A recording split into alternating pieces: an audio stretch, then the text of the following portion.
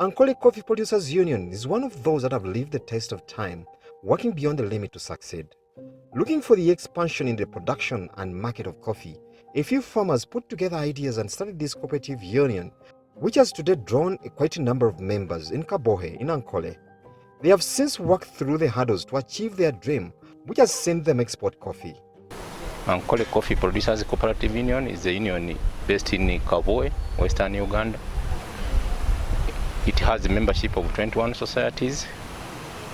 We buy coffee, that is FHU, process it, and we export it. This was an organization which started with barely few farmers, 15 cooperative societies, but which has grown by mobilizing farmers, cooperatives, to come together to bulk coffee and export it to the international market. Mugoya Stephen speaks of the strength behind the successful production that has culminated into the export of their coffee, pointing to the fact that the team of experienced people they chose to work with has brought this dividend. But the most important thing, I think, is management. We have a very experienced team of management staff, many of them who have had backgrounds in the coffee business. I worked, for example, for Coffee Marketing Board before it was defunct. Some of my colleagues, the general manager, worked with the Union Export Services, operations manager worked with Union Export Services, and so we have built a core of very competent management team who understand the coffee business.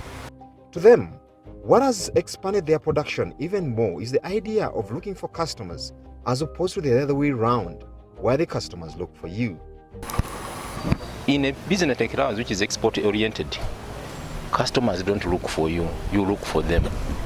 So we have participated in very many trade fairs, like Biofac in Germany. We participate regularly in Africa, that is a grouping of African coffee exporters.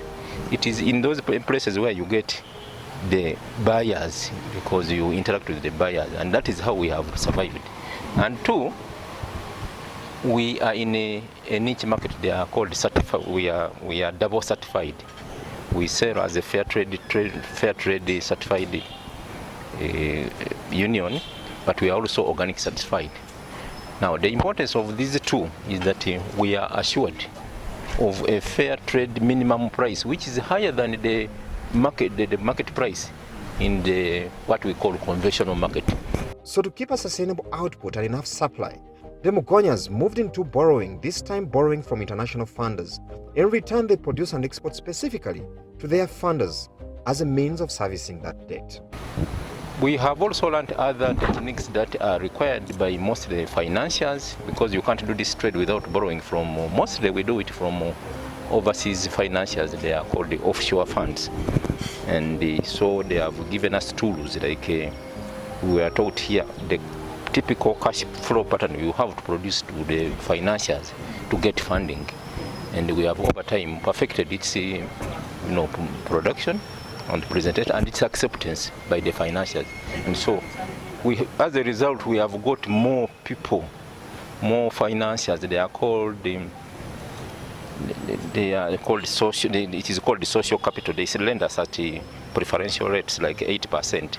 However, he also decries the fact that the outbreak of the coronavirus pandemic shook them, especially the transportation sector, when the truck drivers tested positive, and these are the trucks they relied on in most cases. But all in all, to them, the sky remains the limit, as they still see a bright future ahead.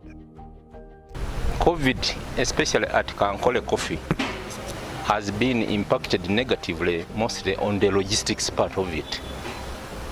We rely more on the trucks that have taken goods to Congo, and when they return, they are going back, they pick our coffee. Now, during the COVID, it was difficult to get the trucks to pick the coffee and bring it here. Also, the closure of Rwanda border, that means that all the trucks that were returning from Rwanda were cut off. So it also affected the rate at which we could ship our contracts.